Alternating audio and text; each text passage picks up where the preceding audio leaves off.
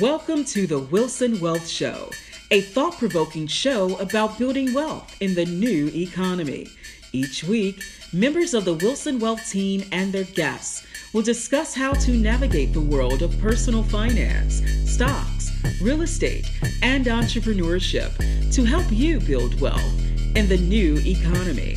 And now, here is your host, Sierra McCosh. Hello, everyone, and welcome back to the Wilson Wealth Show. My name is Sierra, and I have Maurice with me today. How you doing, Maurice? I'm doing good, Sierra. How about yourself? I'm doing fantastic. So let's go ahead and jump right into it. Today's topic is how to spend money in retirement. Most financial advice is geared towards telling people how to save for retirement, but we are reaching a point where a sizable number of boomers are retiring each year. In 2019, about 16.5% of the American population was 65 years or older, a figure which is expected to reach 22% by 2050. And this adds up to about 42 million people a year who are retiring in the US. So we decided to go ahead and do a show about the seldom discussed aspect about retirement, how to spend money in retirement. So Maurice, why is this so important? It's a good question. And that's a lot of people that are retiring. And so the way I like to look at this is imagine that you're packing for a trip to a foreign country and you're buying the tickets, you're checking the weather, but you never plan your itinerary of what you're going to do when you arrive at your destination. To me, that is what most people are doing when they're saving for retirement every day. They're stuffing their bags, or in this case, their retirement accounts with a lot of money. They've got their tickets, but they don't know what they're going to do when they get into retirement. They don't know how they're going to spend their money. They know what they want to do, but they don't really know how they're going to spend what they've saved. Right. And I can imagine this can cause some problems when retirement finally comes. Definitely, definitely. I mean, the first thing I see retirees do is they underestimate how much they need for certain things in retirement. And secondly, they tend to over withdraw money early on, which can lead to them paying more in taxes than they might have expected. Oh, interesting. Paying more in taxes. Can you elaborate on that just a little bit more? Definitely, definitely. So we know by proxy of being alive, by 50 for 50 or 60 years as a retiree, you know what your basic expenses are going to be. You know what dinner is going to cost. Certain clothes, certain fixed expenses, utility bills, car payments, or whatnot. Hmm. What you haven't accounted for in retirement really is what are all the big ticket expenses going to cost. That trip to this state, that trip to see the grandkids, the trip to go to somebody else's retirement party. It's common for retirees to do a lot of celebrations in their first 10 years with other retirees in different parts of the country and the world. And so people don't really estimate what those things cost. So when the event comes up when the invitation gets in the mail, you're like, okay, it's going to cost me 5,000 to go over to California and celebrate with a lifelong friend for his or her retirement. Let's just pull that out of the retirement account. Well, when you pull that 5,000 out, it's not just 5,000, it's 5,000 plus 20 to 30% in taxes that you have to pull out to get 5,000 out. And in addition, that's money that's not working for you. So you increase your taxes, you're pulling more money out than you planned for. And that's not a good thing. Interesting. I never really put taxes into that equation. I just figured you took your money out and you spent it how you wanted it to Yeah. spend it. Yeah. Every dollar you pull out in retirement, you might as well say, I got to pull out $1.25, and really it's a little bit higher than that when you factor in taxes. And so it becomes a bit of a headache when you really get down to how am I going to spend this money in retirement? The retirees today, the current crop, they're still in that mixed income bag where they have a good pension, a social security check, and some savings. The retirees in 20 to 30 years, my generation, they're going to have mostly that money coming out of an IRA or some type of savings. You will have social, but you will not have a pension, which means you're going to have to always be running the tax numbers in your head or some way. And the best way to get around some of those headaches is to have a fixed amount that you're pulling out, which is what we get into. How do I spend money in retirement? Mm. Okay. So, what do you recommend that they do? All right. So the way I tell people is plan for a 30-year retirement. Mm. Um, if you want to be morbid, hey, what if I die 10 years in? That's fine. But most people can plan for a 30-year retirement or longer. Now, Mm. m- those first 10 years, no matter when you start, whether you start at 60 or 65, are going to be guaranteed your most active. You're at your healthiest. Not to be funny, but a lot of your friends are still living. Your kids, if they have grandkids, the grandkids are going to be younger. You'll want to spend time with them. You're going to be very active, and so you want to make a list. I call it a big ticket bucket list. It's not, because bucket list means you want to do this before you die. Big ticket means you want to do it early. So your big ticket bucket list. And I would list out everything I want to do in those first 10 years. Is it a $20,000 trip around the world or across the country? Is it several $5,000 excursions to the beach? Add all of that up. Now, I'm betting that is at least $100,000. Oh, So wow. you want to add that up, right? You want to add that up, and then what you want to do is, and this is the key. This is where we're going to lose some people. Okay. You want to finance that list. You do not want to pull $100,000 out in your first 10 years of retirement just for your bucket list. You're going to pull money out for your basic living expenses, but you don't want to pull out all of that money for your bucket list, because you need that money in those first 10 years of retirement, whether it's 100,000 or 200,000 worth of experiences and whatnot. You want that money circulating in the stock market, in your account, making money for you. Because remember, we're planning for a 30-year retirement. So if I leave that 100,000 in, or just that $1, every dollar I leave in the first 10 years is going to double over the next 20 years. And you need that money when you're in that latter part of retirement, when you're in your late 80s, early 90s. You probably aren't as active, but you don't want to run out of money because you had a great party in your 60s. So you want to Right. leave that money in. And the best way to do it is you want to finance this bucket list. Okay. So basically, like, you're saying they need to take out $100,000 loan in order to do trips, maybe house, nice car, stuff like that. Definitely, definitely, definitely. And so this is a little bit of a foreign concept. And what I tell people is, because people don't like debt, right? So you have to change your mindset. Like, it's not debt if you have the money to pay it off. It's financing, which I know is technically the same thing, but what I'm trying to get people in the mindset of, debt seems like a burden. It seems like a big Yeah. number that I gotta get, student loans, I gotta get it off my back. Financing kind of has a more regal feel to it. And what I'm trying to what I'm trying to push people towards is, we're talking, you want to put it in your budget. You want to make these experiences just part of your budget. Hey, every month I'm pulling out $1,500 to finance this big ticket list, versus I'm going to roll over to my IRA and take out $25,000 to go visit these folks. And now I've got 25,000 less in my account working for me. Um, Okay. but I also want to roll it back. I know I'm talking a little longer, but I apologize to the audience. But if you retired on day one Mhm. and your dream house was $500,000, would you pull $500,000 out of your $1 million retirement account to buy it? No, obviously not. Yeah. Obviously not. Obviously not. And that's what I'm trying to frame it for people. It's like, we're trying to avoid big withdrawals by financing. That's what we're trying to get to here. Okay.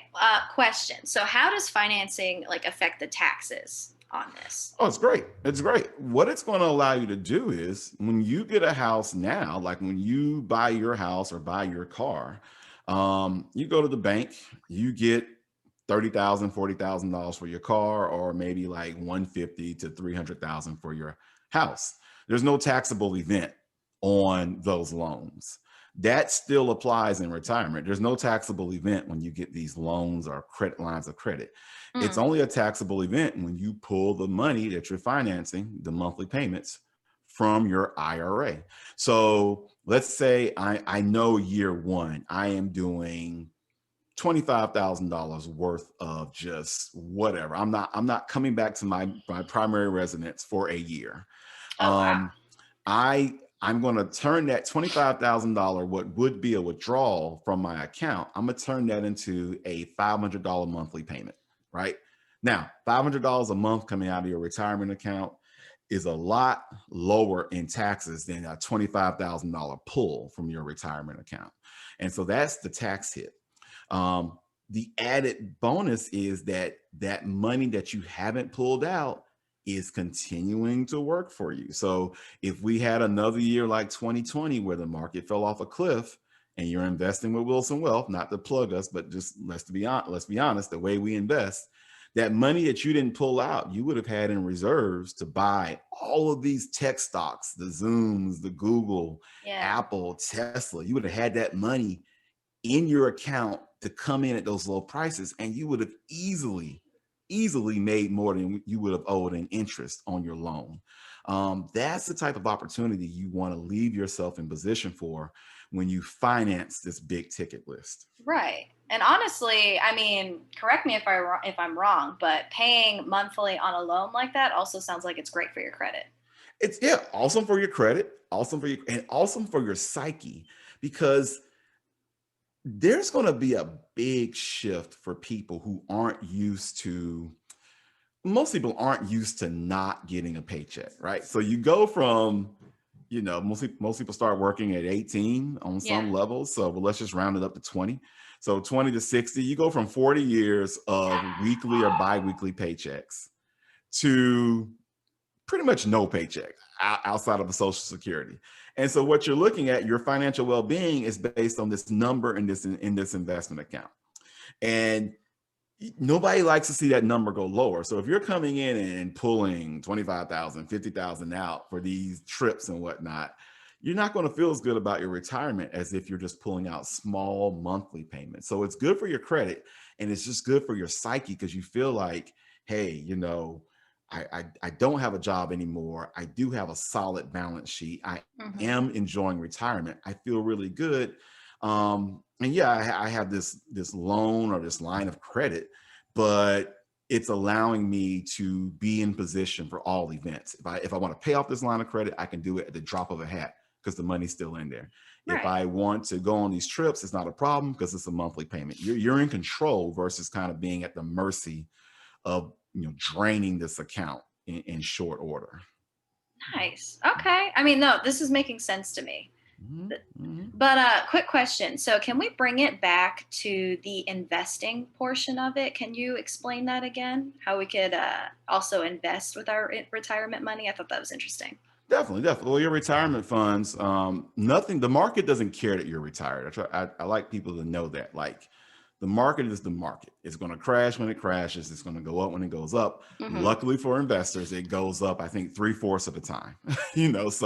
So every 10 years, money usually doubles in the stock market. So every dollar that you leave in there in your first 10 years of retirement has a strong chance of doubling. Right. So if you're coming to retirement with hopefully at least $1 million, and you're going to pull out maybe 50 to 75,000 a year, um, not having that added shock of, hey, $25,000 for my first summer in retirement, another 15,000 for grandkids, things like that. Not having those shocks to your account means that that money can continue to grow. So it's highly conceivable that you will have more money. In fact, this is what you want. I mean, a good retirement withdrawal plan, your balance actually goes up in retirement if you working with a good advisor. Hmm. So to ensure that that happens, you don't pull out these big ticket items. So yes, your money is going to be invested in retirement. You're going to be invested to the day you unfortunately pass. Like that's just a fact. Right. And so you're looking at, depending on how you invest, anywhere from 7 to 10% on average a year. And that's what's going to allow that money to grow. Right. And I would say it's important to have that money to continue to grow because, not to be too morbid, but I think it's ideal that you pass away with a lot of money still in the bank, right? Totally. You do not want to wake up and have really people, it's called price anchoring. People will anchor themselves to a number in retirement. Mm-hmm. They do it all the time with money. So my super savers, they have a number. Typically it's 100,000 or more. That 100,000 needs to be in the bank.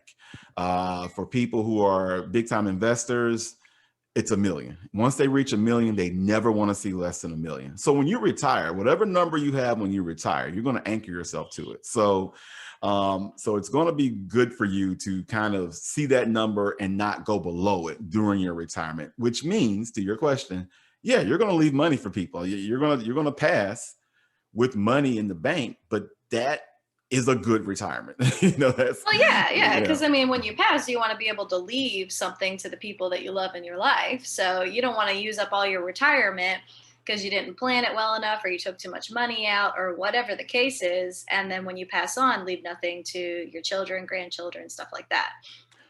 Definitely. I mean, it's a good retirement plan. It's inevitable that you will have a legacy, financial legacy, if you will, passed down to people of your choice, family members, friends, charities that you like. Oh, Because yeah. if you don't have that plan properly, and I don't mean plan like a will, I mean if you don't have the money in the account, you're not retired anymore. You're in poverty. So if you got 20,000 in your account, it's not fun anymore. So so you're going to have to do things to keep that money at or above a certain level. And that's really where this gets into is, okay, how am I going to spend this million, hopefully in my account, in a way that I'm able to enjoy this retirement, but also not be poor. I mean, Right. you're going to you can never underestimate.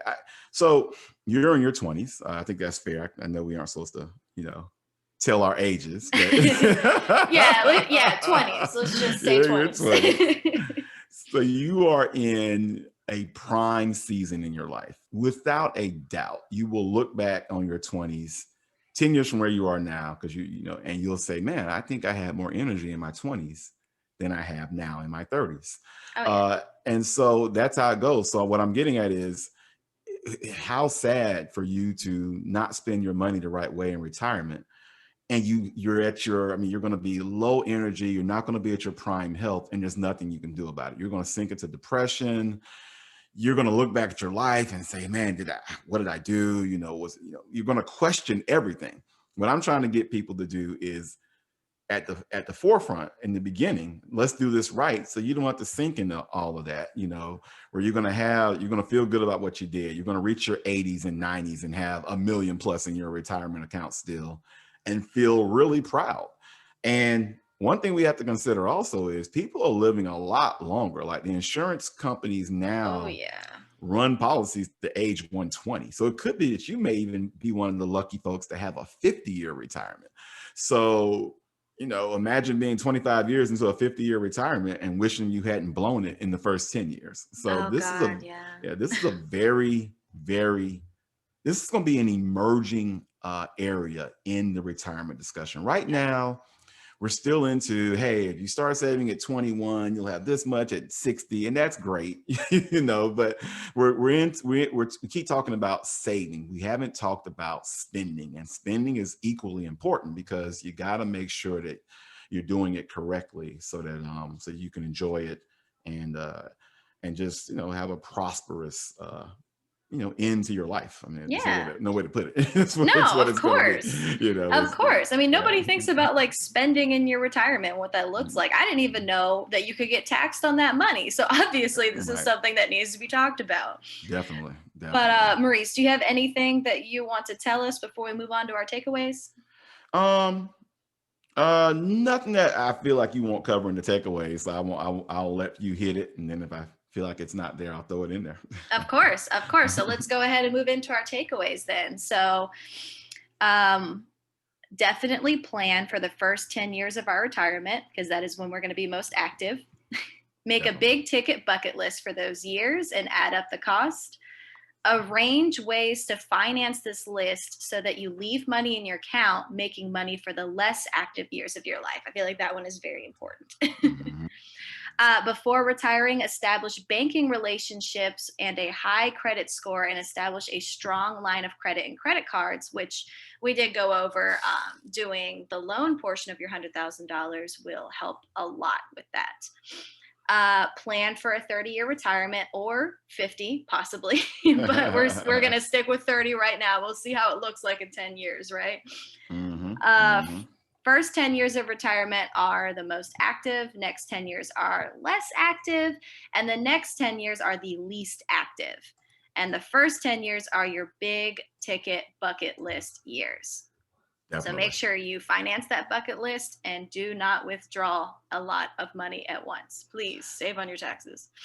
Yep. And you know one I want to throw in there that I didn't cover, but it's one it's a pet peeve of mine. Sure, go ahead. Do not uh delude delude yourself with the idea that you're going to downsize in retirement. That is something that people keep throwing around, and it is simply not the case. Humans don't downsize unless there's just no money left, right? It's like a diet that you keep promising yourself you're going to go on, right? And it's just you may start, and this is a common theme with people when it comes to getting serious about their finances. As someone who's been in the business for 15 years, I've seen it from day one. We're going to get married and live off one income. That's a big one. Once he or she gets a raise, we're going to bank my salary. You know, so no. It's going to be hard for you to live your life at one level for 40 years and Yeah. then I'm going to downsize now at a time in your life where you have more time to spend and spend money during that time. Your friends are all going to be in celebratory modes. There's an occasion for everything when you get older. There's weddings, there's friends, kids' weddings, there's graduations and the kids' graduations, and just concerts, and people that you enjoyed when you were younger who are having their final tour, if you will. I mean, there's just all types of stuff that's going to pop up. If you've had Right. kids before, you know how things can like they find ways to help people spend money at different phases of their life, and those things are waiting for you in retirement. So Right. do not think you're going to downsize is what I would add You as a know, final takeaway. if anything, I feel like I would upgrade my lifestyle Oh, in retirement. Like, I yeah, feel like I'd be like, these are my years where I get to just enjoy what I want. I want the bigger house. I want the nice car that I exactly. always wanted. Like, I Yeah. feel like I want a plan so that I can be living large up until the day I die. That's the goal, right? Yeah, yeah. We call that aspirational. We call that a growth mindset. And what people do is at a time when they can do the most about those years, they give up. And the giving up is when you start talking about downsizing. Right. You're in your 40s or 50s, and it's like, well, I'm a downsize in retirement. Like, No, it's not no, gonna happen. Like no. like it makes sense on paper.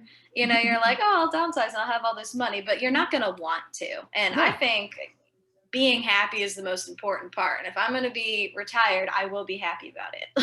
Like, Totally, totally. And so that's where you get, and that's really where this podcast comes from. Because people do make those I'm going to be happy. Like, forget all this. I'll think about the downside of this decision another day. I am hmm going to, what I commonly saw early in my career was uh, a retiree had a home improvement bucket list, and that thing was going to happen no matter what. That roof repair, adding a home, hmm redoing a deck. Adding a room, redoing a deck. There was something they were going to do, and I could never talk them out of it.